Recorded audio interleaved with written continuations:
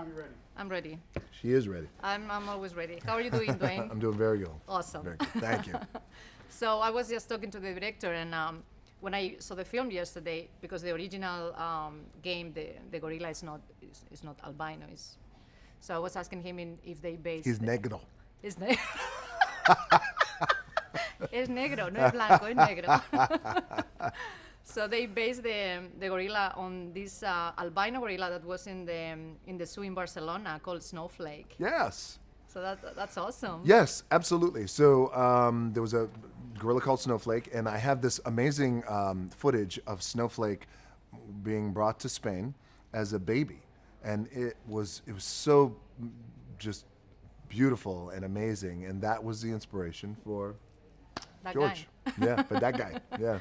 Did you know that I was talking to a friend of mine that he's a researcher in Rwanda. He's studying gorillas, and he said that the gorillas in real life, they don't do this. They do it with the open. Yeah, which was very interesting. And it's always like that. Well, you like think it's like this, right? Yeah, but no, that's a myth. They do with open hands, and that was one of the things that I had noticed too when I observed for the first time down in Atlanta. We went to the Atlanta Zoo, spent time with the gorillas there at the zoo with the primatologists there, and amazing process, fascinating. So what do you want people to take away apart from having fun, watching the film?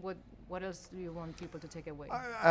Just an overall care for animals. I think that when science gets in the wrong hands, and another thing too that we haven't talked a lot about, but our movie is based off of real science, CRISPR technology, and when and if that gets into the wrong hands, it could be devastating.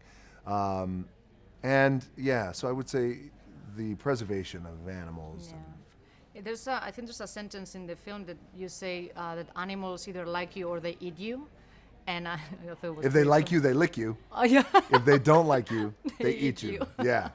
And humans we are supposed to be the most advanced or intelligent species, but at the same time we're kind of destroying the planet. So sometimes I think are we really the most intelligent species when we're doing? Well, all I this? know when we're doing things that, that would question that. I've been saying this, or versions of this. I feel like,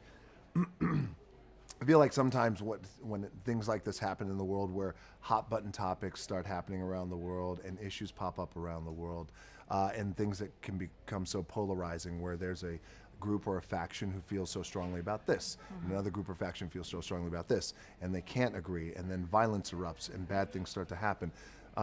Much like the adults in this movie as leaders have to step in and calm everything down and create peace and create a better dialogue. I also feel that's the same thing in a way, maybe it's a metaphor, for our world, is that it requires that. Whatever region you're from, whether it's in Spain, whether it's here in the United States, whether it's in Europe, wherever it is, Middle East, it always requires a greater leadership, I think, to step in. When there's calamity and destruction and all these things are happening that aren't good, it requires people to step in. Exactly. Yes. And a little bit of less ego, I think.